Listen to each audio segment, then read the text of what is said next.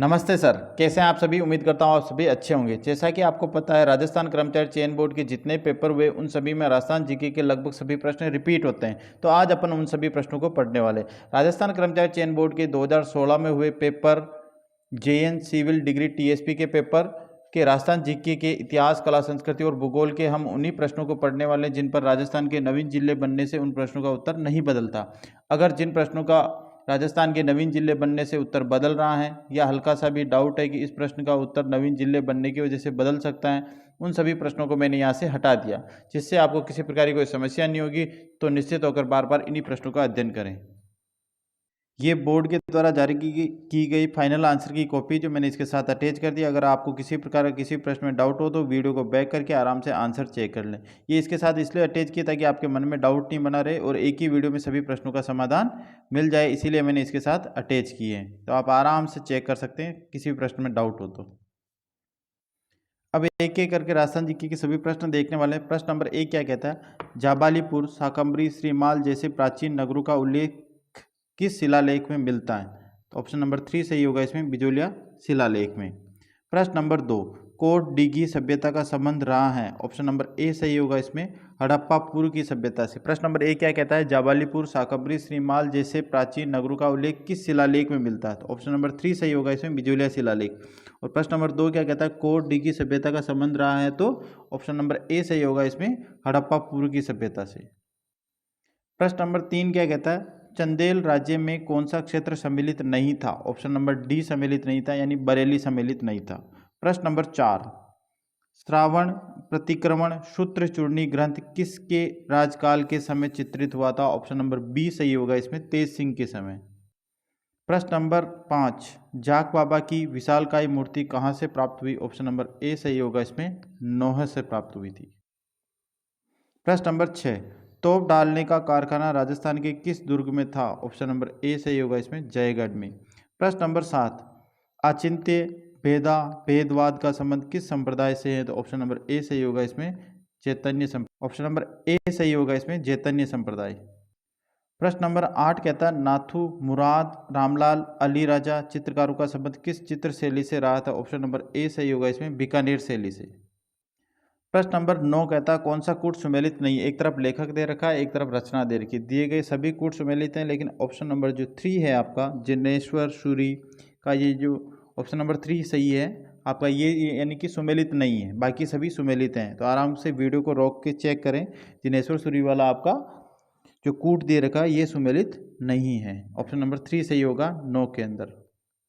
प्रश्न नंबर 10, बूढ़ी तीज मनाई जाती है? ऑप्शन नंबर ए सही होगा इसमें, भाद्रपद कृष्ण तृतीया को। ऑप्शन नंबर ए सही होगा 10 में। प्रश्न नंबर 11, कौन सा कूट सुमेलित नहीं है? दिए गए सभी कूट सुमेलित है, लेकिन ऑप्शन नंबर जो बी है आपका ये सुमेलित नहीं है, यानी द्विजेंद्र राय है जो राजस्थान का भीष्म नहीं है। तो ऑप्शन नंबर बी सही होगा 11 के अंदर। प्रश्न नंबर 12, बिंदोरी कहाँ का प्रमुख लोक नृत्य है? ऑप्शन नंबर डी सही होगा इसमें, झालावाड़ का। अब ये देखो आप, ये जिले का प्रश्न है, लेकिन आपको जैसे पता है कि नवीन जिले बने, तो जो हाड़ौती क्षेत्र है उसमें कोई नवीन जिला बना ही नहीं। जब किसी क्षेत्र से कोई जिला टूटेगा तभी तो आंसर परिवर्तन हो सकता। जब झालावाड़ से कोई क्षेत्र टूटा ही नहीं तो बिंदोरी नृत्य आपका झालावाड़ में ही बना रहेगा। ऑप्शन नंबर डी सही होगा। प्रश्न नंबर 13, डूंगरपुर प्रजामंडल की स्थापना किसने की? ऑप्शन नंबर सी सही होगा इसमें, भोगीलाल पांड्या ने। प्रश्न नंबर 14, बिजोलिया में तलवार लाग नाम से नई लागत किसने लगाई थी? ऑप्शन नंबर ए सही होगा इसमें, पृथ्वी सिंह ने। प्रश्न नंबर 15, कोशिया क्या था? ऑप्शन नंबर ए सही होगा इसमें, पंचभद्रा का नमक। प्रश्न नंबर 16, पूर्व राजस्थान 25 मार्च 1948 का उद्घाटन किसने किया था? ऑप्शन नंबर ए सही होगा इसमें, एनवी गॉडगिल ने। प्रश्न नंबर 17, उदयपुर में महिला मंडल 1935 की स्थापना किसने की? ऑप्शन नंबर ए सही होगा इसमें, दयाशंकर क्षत्रिय ने। प्रश्न नंबर 18, कौन सा तत्वाद्य नहीं है? ऑप्शन नंबर डी सही है इसमें, नागफनी।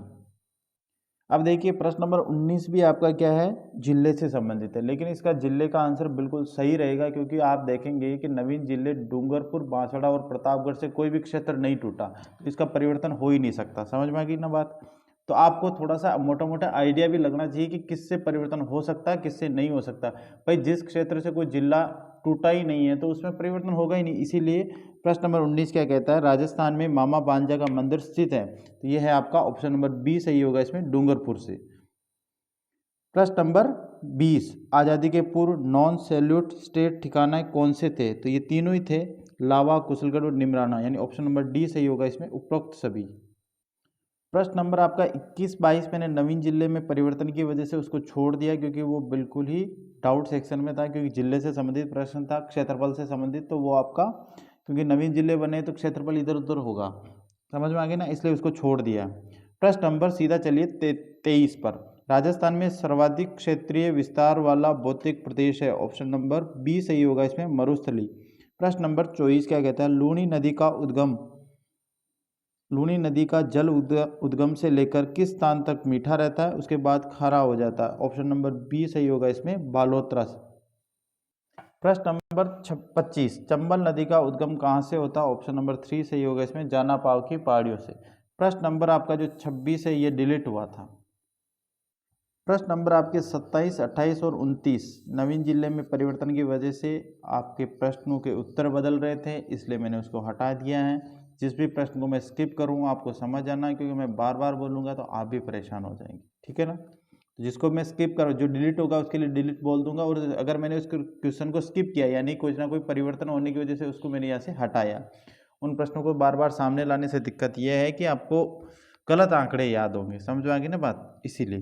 प्रश्न नंबर 30 कहता है, राजस्थान में निम्नांकित पशुओं में से सबसे अधिक संख्या किसकी है 2012 के अनुसार बताना, तो ऑप्शन नंबर डी सही होगा इसमें, बकरी। प्रश्न नंबर 31, सुमेलित कीजिए, अभ्यारण्य दे रखे हैं और विशेषताएं दे रखी, इसमें आप आराम से वीडियो को रोक के एक एक को मिलान कर लेना आप। ऑप्शन नंबर बी सही होगा, यानी पहले में होगा 4 नंबर सही, यानी केवला देवी घना राष्ट्रीय उद्यान कौन सा है, तो ऑप्शन नंबर डी है इसमें, रामसर आर्द्रभूमि। फिर सरिस्का का आएगा आपका ऑप्शन नंबर सी, यानी बी के अंदर कौन सा सही, सी। और फिर आएगा फुलवारी के नाल में आएगा मानसी वाकल नदियों का प्रवाह क्षेत्र, और शेरगढ़ में आएगा सांपों की शरण स्थली, यानी कि ऑप्शन नंबर बी सही होगा इसमें, 4 3 2 1। अब आपका क्वेश्चन नंबर 32 मैंने स्किप कर दिया है ना, समझ गए क्यों किया, क्योंकि वो नवीन जिले की वजह से है ना। प्रश्न नंबर 33 क्या कहता है, चंबल नदी पर निर्मित बांधों का नदी प्रवाह की दिशा में सही क्रम को पहचानिए, तो ऑप्शन नंबर सी सही होगा इसमें, गांधी सागर, राणा प्रताप सागर, जवाहर सागर और Kota barrage, option number C सही होगा 33 में। प्रश्न नंबर 34, भारत के कुल सतही जल संसाधनों में जल संसाधनों में राजस्थान का कितना प्रतिशत भाग है, ऑप्शन नंबर सी सही होगा इसमें, 1.16%। प्रश्न नंबर 35, पश्चिमी राजस्थान में भू पर्यावरणीय आपदा क्या है, तो आपका जो 35 नंबर प्रश्न है ये डिलीट हुआ था। प्रश्न नंबर 36, राजस्थान का कौन सा भू क्षेत्र अवैध खनन के कारण गंभीर पारिस्थितिकी संकट झेल रहा है, तो ऑप्शन नंबर डी सही होगा इसमें, अरावली। प्रश्न नंबर 36 में सही आंसर होगा ऑप्शन नंबर डी, उत्तरी अरावली, मैंने अरावली बोल दिया गलती से। प्रश्न नंबर 36 क्या कहता है, राजस्थान का कौन सा भू क्षेत्र अवैध खनन के कारण गंभीर पारिस्थितिकी संकट झेल रहा है, तो कौन सा, ऑप्शन नंबर डी सही होगा, उत्तरी अरावली। प्रश्न नंबर 37, राजस्थान रोड विजन 2025 के अंतर्गत निम्न में से सड़क विकास का कौन सा कार्यक्रम सम्मिलित नहीं है, तो ऑप्शन नंबर बी सम्मिलित नहीं है, यानी कि पर्यटक एवं धार्मिक स्थलों को सड़कों से जोड़ना, ये सम्मिलित नहीं है, ऑप्शन नंबर बी सही होगा 37 के अंदर। अब 38 को सीधा स्किप कर दिया अपन ने। प्रश्न नंबर 39, खनिज जिसके उत्पादन में राजस्थान का देश में एकाधिकार है, लगभग मैंने 8 पेपर कराए, उनमें से लगभग 4 पेपर में ये प्रश्न रिपीट हो चुका है, ऑप्शन नंबर बी सही होगा इसमें, वोलेस्टोनाइट।